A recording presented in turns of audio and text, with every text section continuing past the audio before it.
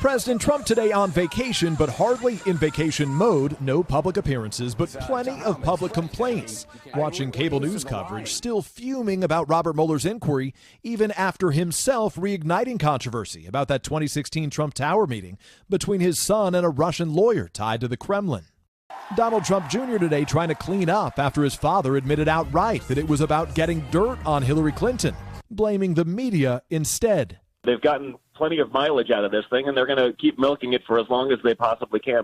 The president's stunning reversal coming by tweet. This was a meeting to get information on an opponent.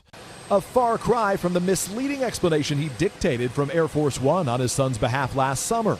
The president and his aides at the time insisting that meeting, now central to Mueller's investigation, was primarily about Russian adoptions. Guess they talked about, as I see it, they talked about adoption and some things. He certainly didn't dictate, but, like I said, he weighed in, offered suggestion like any father would do. The president's new argument, that Oppo research effort was totally legal, done all the time in politics. But it's illegal for a campaign to accept or even solicit a gift of any value from a foreign person or government. The president's lawyer defiant. The question is, what law, statute, or rule or regulation has been violated? Nobody's pointed to one.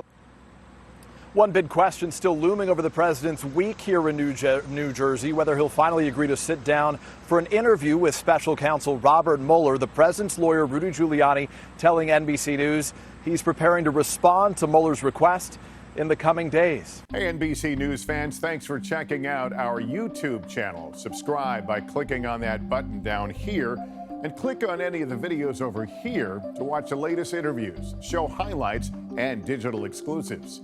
Thanks for watching.